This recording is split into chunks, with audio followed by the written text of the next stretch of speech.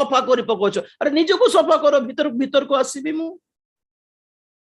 ना गिरजा सफा करिवु गिरजा को चून मारिवु तुम्हें भी टिके चून मारी हो टिके सफा हो जाओ टिके शुद्ध हो जाओ पूरा धला हो जाओ टिके व्हाइट हो जाओ पवित्रकृत हो जाओ खुशी आसिक रही तो एमाने परे जानिबे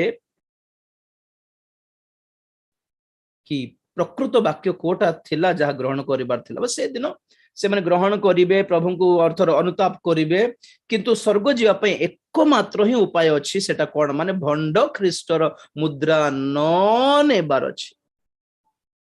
तो भंड ख्रीष्टर 666 मुद्रा न नेले भंड ख्रीष्ट चुप थिबो कि से बेको काटी देबो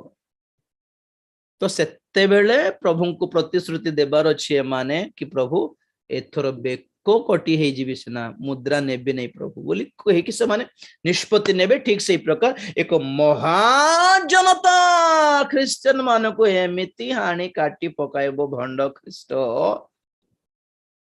कि से बेको कटी हे कि स्वर्ग जीवाटा आपन पर सुविधा लागुची पछ बस रे